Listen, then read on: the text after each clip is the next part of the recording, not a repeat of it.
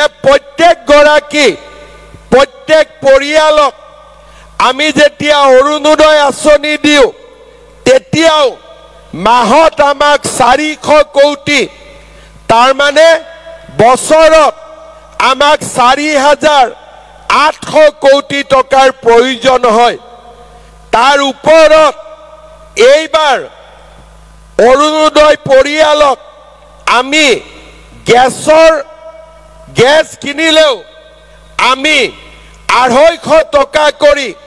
ৰাজ সাহায্য প্ৰদান কৰিম আমাৰ ছোৱালীবিলাকে যেতিয়া কলেজত পঢ়িব গৈছে হায়াৰ সেকেন্ডাৰীত প্ৰতি মাহত 1250 প্ৰতি মাহত 1000 টকা ডিগ্ৰীত 1250 টকা আৰু হায়াৰ সেকেন্ডাৰীত 2500 টকা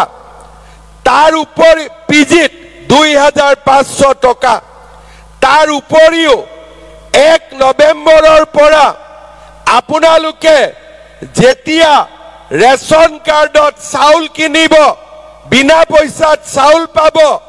তাৰ লগত আমি আপোনালোকক কম দামত দালিও দিম চেনিও দিম আৰু নিমখো দিয়াৰ আমি ব্যৱস্থা কৰিম তাৰ মানে আজি আপোনালোকে চিন্তা কৰক মোদী ডাঙৰীয়াই চাউল বিনামূলীয়াকৈ দিছে আমি দালি কম দামত দিম নিমখ কম দামত দিম চেনি দিম অৰুণোদয় দিছো মহিলা উদ্যমিতা ছোৱালীক পঢ়িবৰ কাৰণে ছোৱালীৰ পঢ়াৰ দায়িত্ব গেছৰ খৰচ আৰু অহা দিনবিলাকত আমি আপোনালোকৰ কষ্টবিলাক আৰু যাতে কমি গৈ থাকে তাৰ বাবে আমি চেষ্টা কৰি গৈ থাকিম আগতেও চৰকাৰ আছিলে অসমত কোনো চৰকাৰৰ দিনত মহিলাসকলৰ বাবে ইমান কষ্ট